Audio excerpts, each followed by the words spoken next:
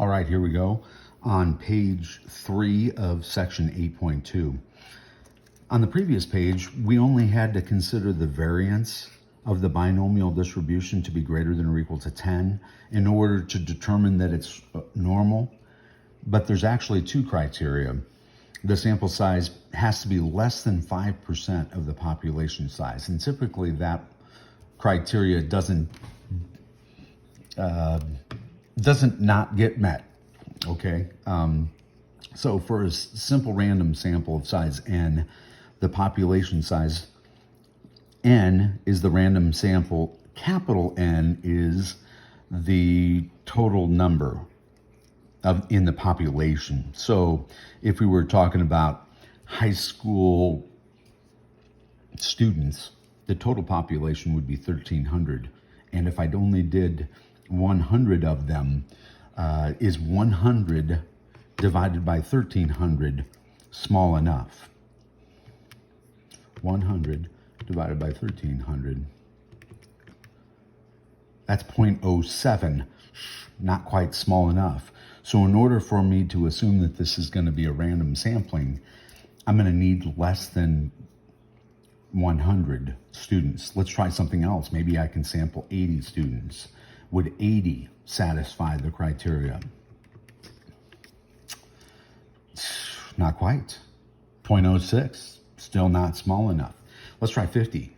How about 50 of those 1,300 students? Bingo, I can use it if the sample size was 50.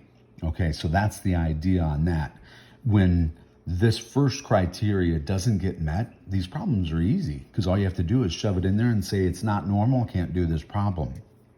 Okay, if the first criteria is met, then we test the second criteria like we did on the previous page.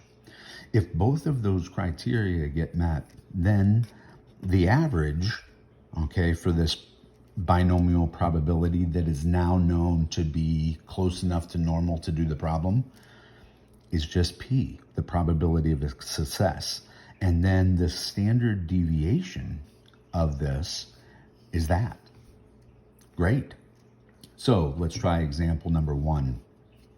According to creditcard.com, 29% of adults do not have a credit card. Suppose a random sample of 500 adults is asked, do you have a credit card? So let's test this first criteria.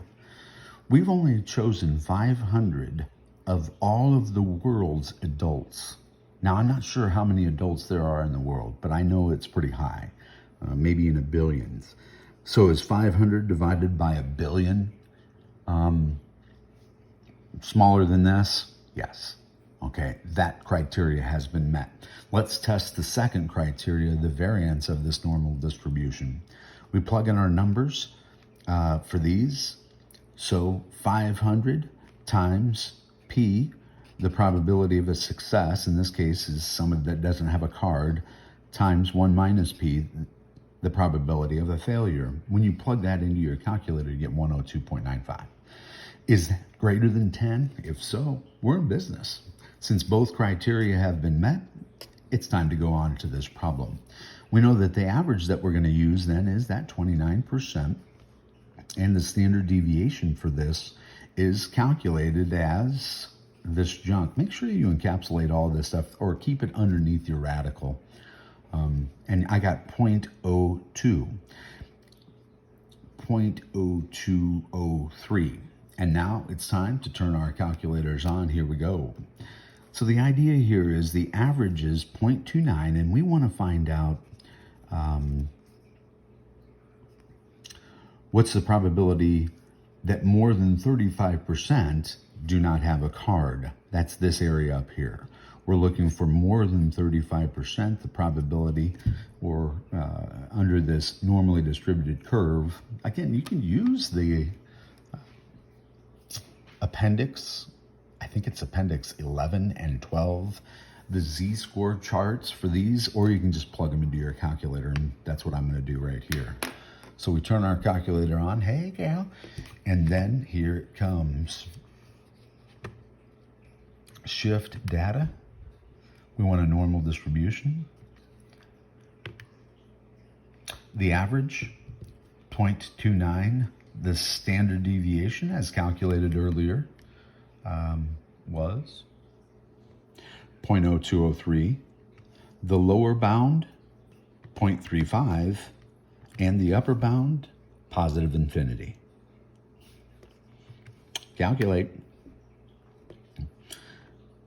0.0016. Move that decimal place over once, twice, and you get 0.16%.